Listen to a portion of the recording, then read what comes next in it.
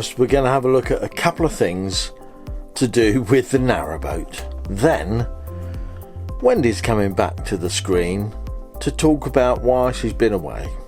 One of the things that we are always worried about is dropping these keys for the boat in the water, because there's a key for the sort of on the canal water points and stuff like that. There's the key for the door and the ignition key for the to start the engine.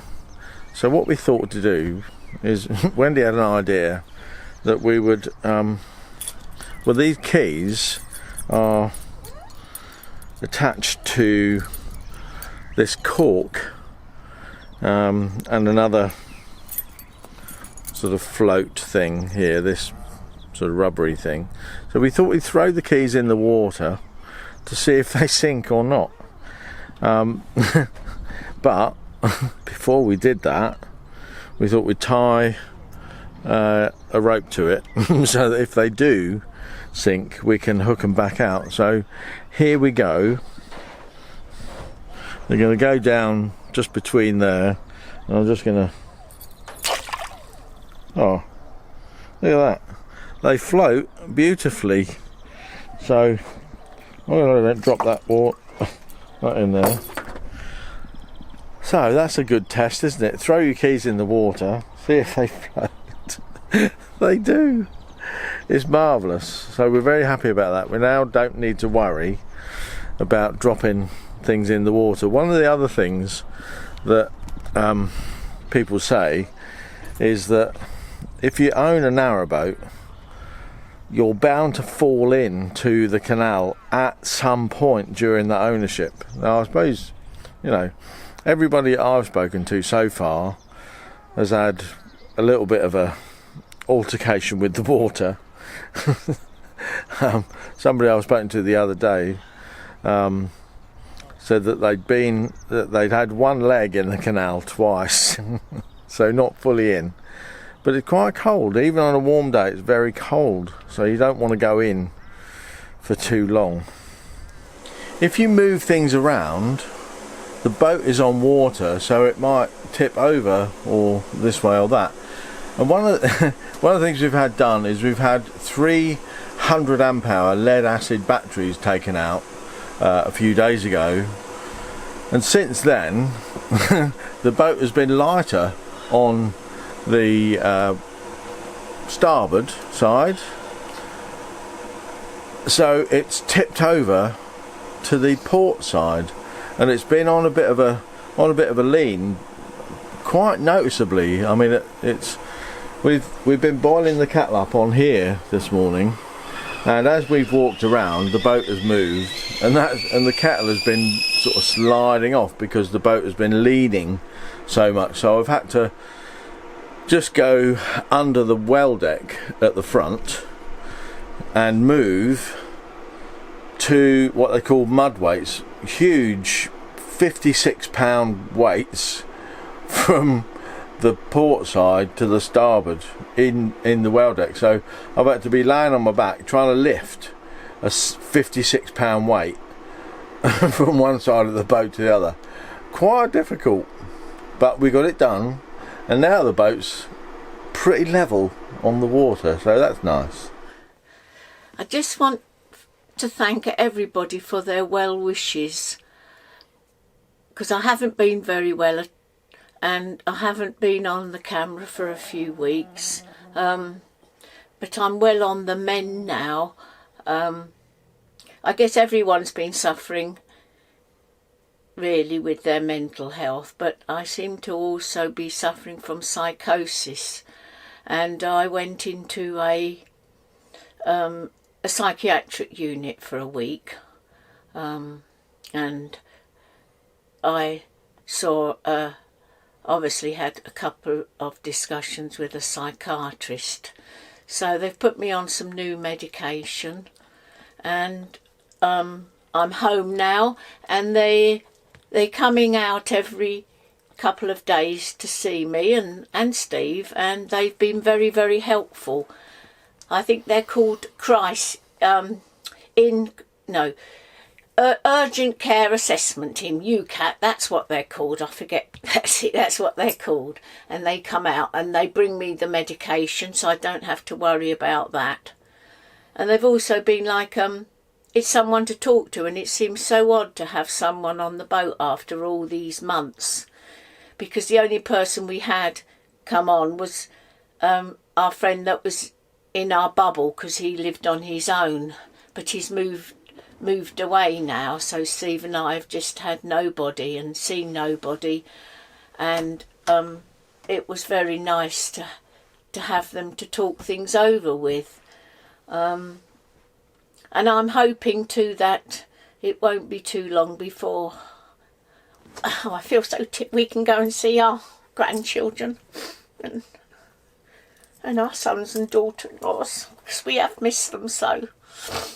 But it'll soon be all right. So thank you everybody. So it's been a little bit of a difficult time for us, and Wendy's, just explained why she's not feeling very well psychologically, and a lot of that has been brought on by the lockdown and us not being able to travel anywhere. I mean, the title of this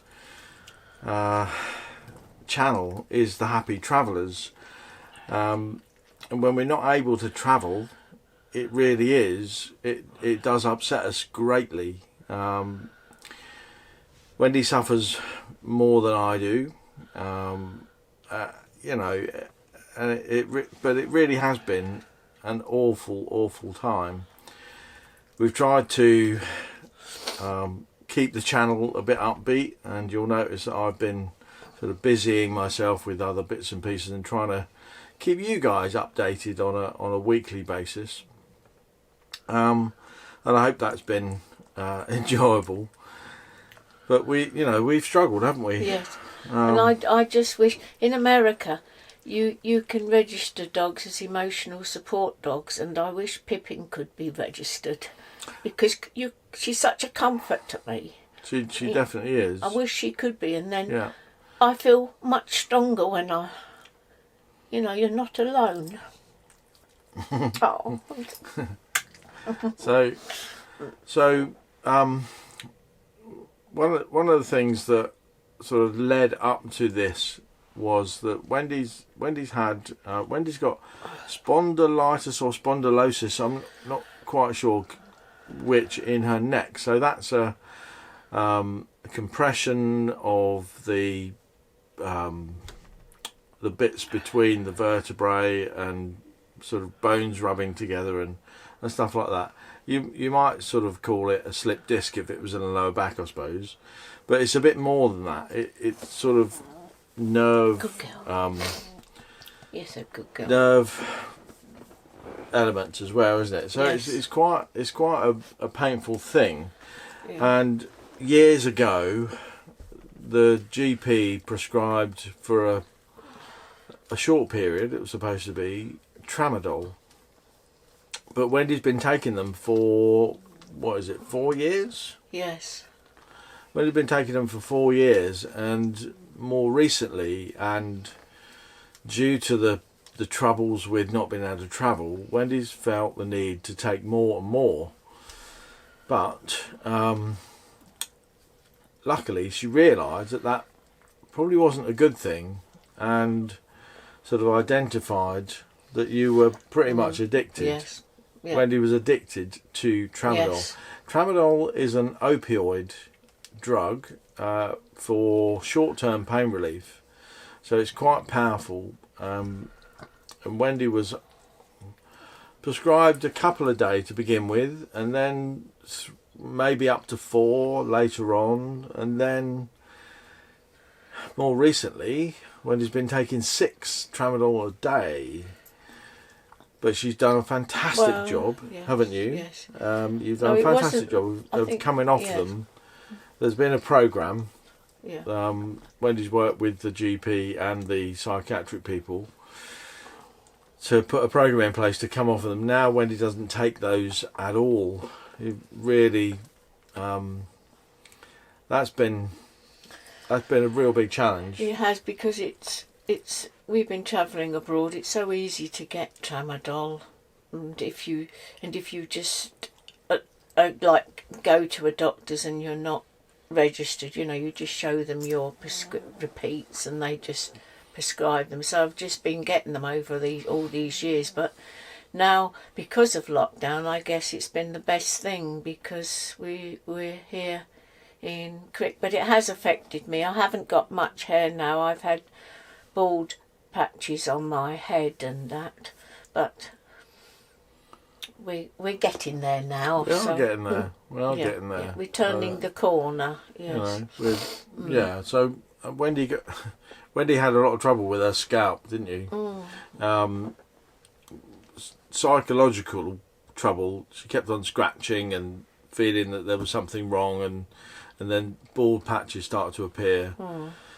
So in a fit of madness, one day Wendy cut all her hair off with scissors just by herself. Just,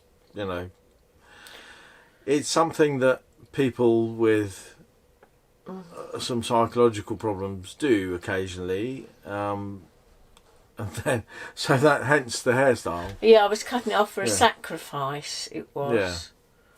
Yeah, it's part of that psychological self-harm thing. And I'm hoping I can grow. Though I won't. I'm hoping. Anyway, that's all we'll say about that. Yeah, so yes, that's it. That's how it happened. We're trying to manage it by generally keeping it short and trimmed up. But there's no hairdressers, so it's just me, isn't it? Yeah, that's you too. I do what I can. But Pippin's been absolutely fine during lockdown, because there's a nice field just a few steps from the boat, and she can be let off the lead and she can run and roll in duck poo and grab foxes and all that, and eat grass, and there's quite a few other dogs here, so she's got lots of friends, so she's very happy, and she can mix with all the dogs. It's just, so she's been all right when we're here. Yes.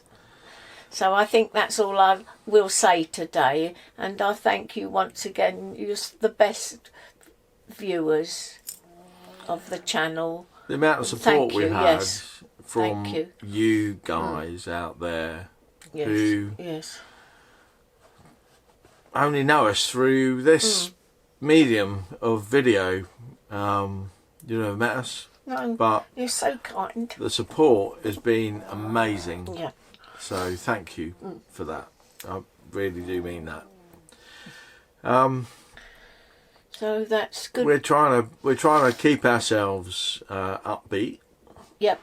Wendy's got a few bits and pieces of crafting and journaling and colouring and stuff like that, and things to do.